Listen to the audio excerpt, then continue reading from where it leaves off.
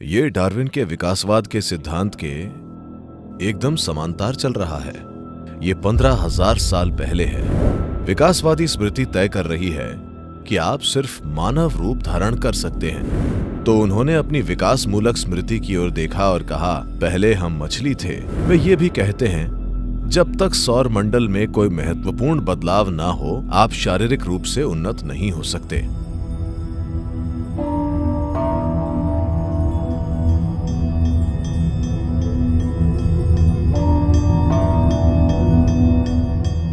Charles Darwin 152 साल पहले, वे 200 साल पहले जन्मे थे, पर जब वे 52 के थे, उन्होंने अपना विकासवादी सिद्धांत दिया। 15,000 साल पहले आदियोगी ने यह कहा था। मैं चाहता हूं कि आप इसकी ओर ध्यान से देखें। क्या आप डार्विन के विकासवादी सिद्धांत के बारे में कुछ जानते हैं? नहीं, सिर्फ इस तथ्य के बारे में नहीं कि पहले आप बंदर थे, सिर्फ वो नहीं, कुछ और।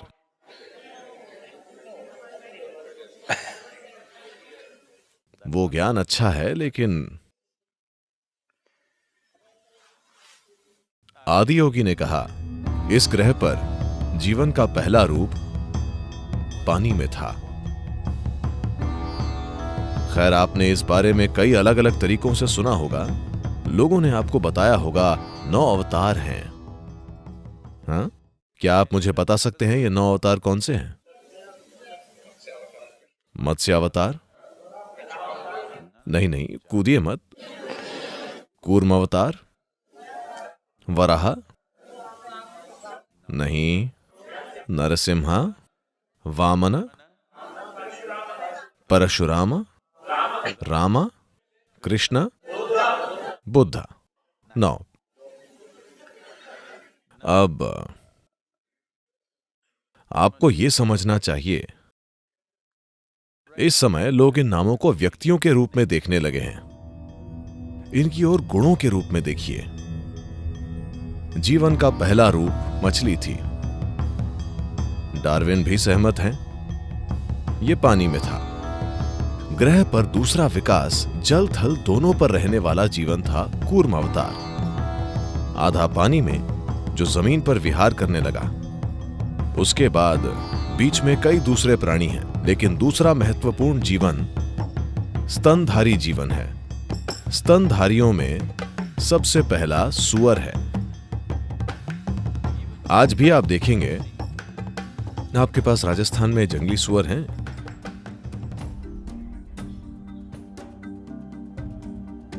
आप पाएंगे कि सभी जानवरों में जंगली सूअर या सूअर सबसे ज्यादा भौतिक प्राणी है।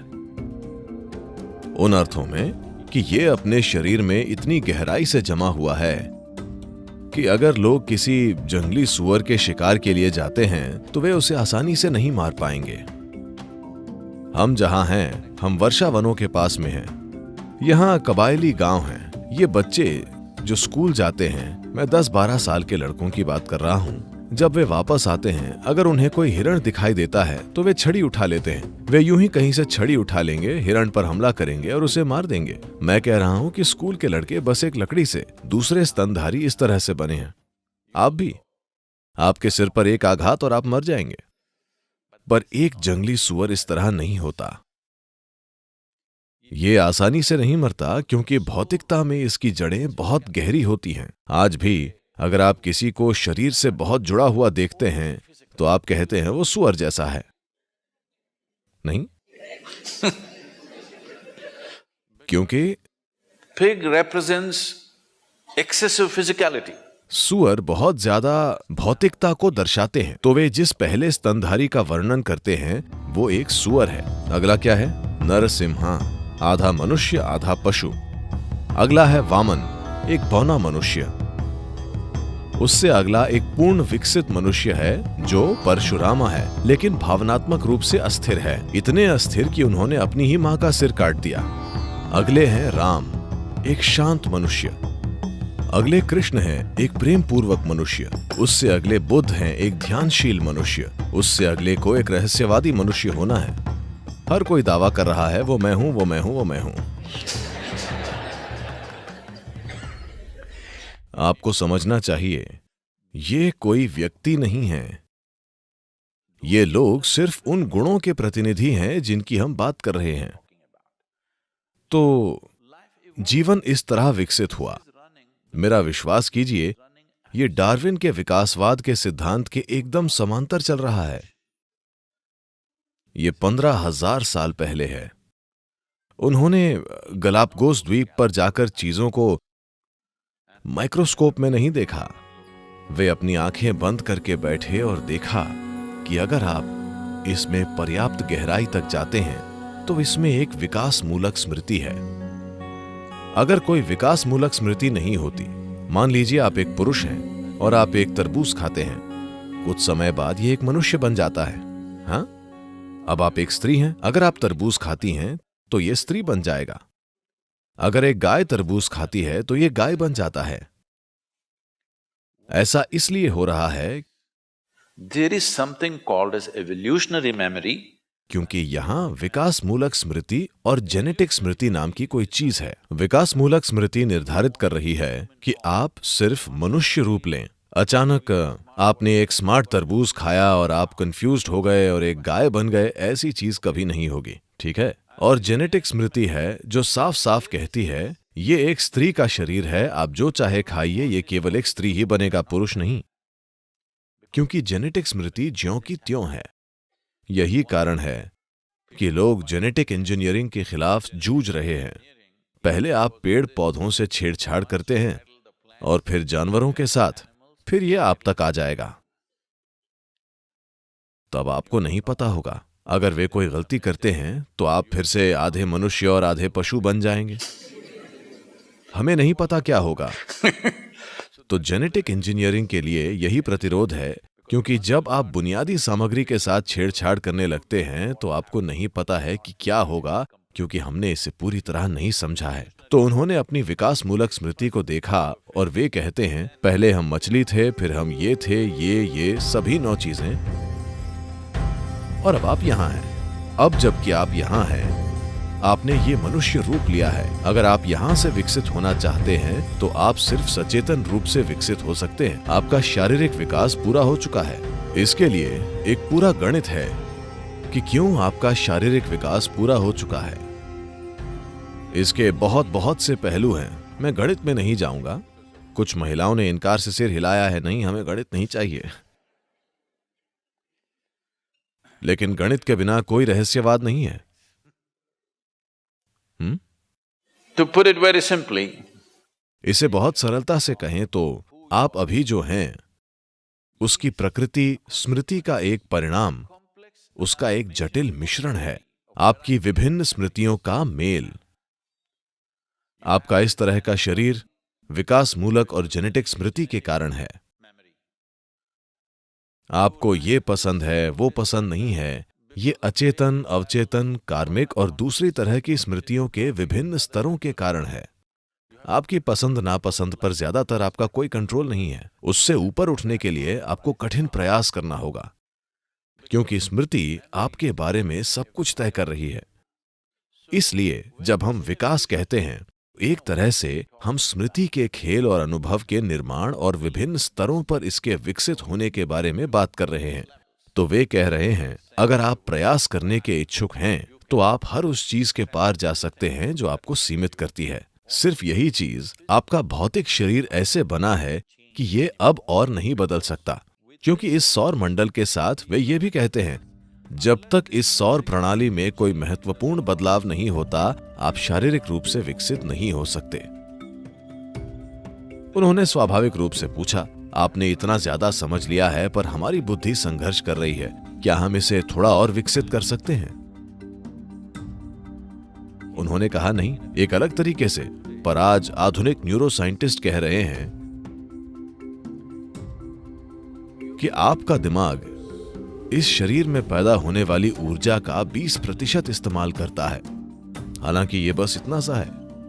माफ कीजिए, क्या मैं बहुत छोटा दिखा रहा हूं? ठीक है, हालांकि ये बस इतना सा है और ये वजन में हल्का है क्योंकि इसमें ज्यादातर हवा है।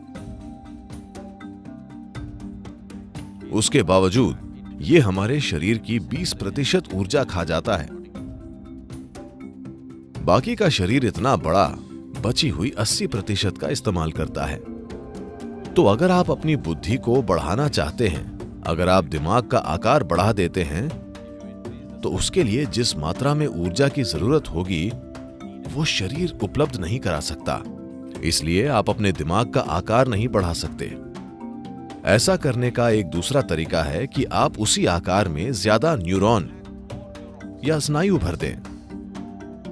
तब आपकी बुद्धि प्रकाशमान हो सकती है, लेकिन हर समय भारी मात्रा में क्रॉस कनेक्शन और भ्रम बने रहेंगे और आप बहुत ज्यादा बेचैन हो जाएंगे। हो सकता है आप में से कुछ के घरों में ऐसे बच्चे हों। वे बहुत बेचैन रहते हैं, वे बुद्धिमान हैं, पर वे हर जगह उधम मचाते हैं क्योंकि उनके दिमाग में बहुत ज्यादा न्यूरॉन्स भरे हुए हैं।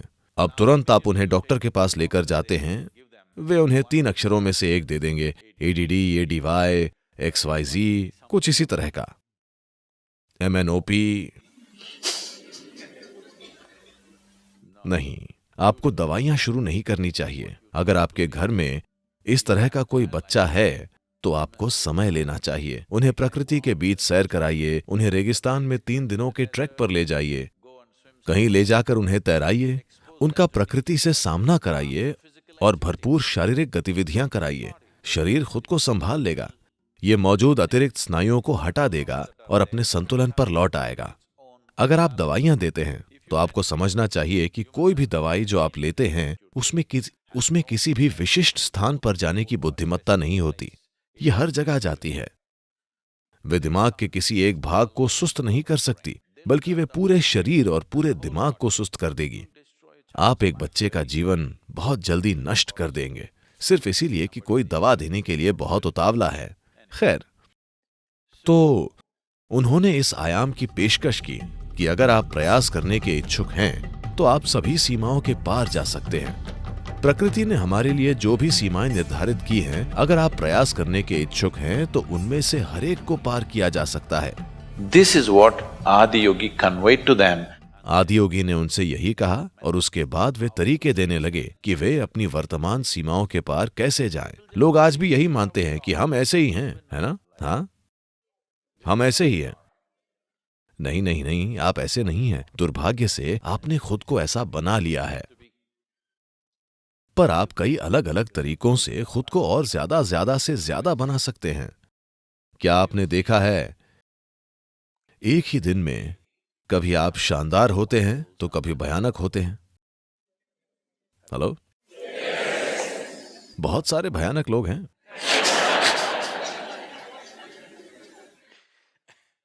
तो मैं कह रहा हूं, आपको हमेशा लगता है कि आपके साथ ऐसा हुआ। नहीं नहीं, आप खुद को अद्भुत बना सकते हैं, आप खुद को भयानक बना सकते हैं, है ना? तो आप सीमाओं में हो सकते हैं, आप सीमाओं से परे हो सकते हैं। तो पहली बार वे इसे मानवता तक लेकर आए और उसके बाद उन्होंने बताया कि कैसे समय के साथ प्रयास से इस ग्रह पर हर प्राणी अपनी सीमाओं के पार विकसित हुआ है। या दूसरे शब्दों में, उन्होंने 15,000 साल पहले विकासवाद का सिद्धांत दिया। उस आकाश की गहराइयों में एक नदी से बह रहे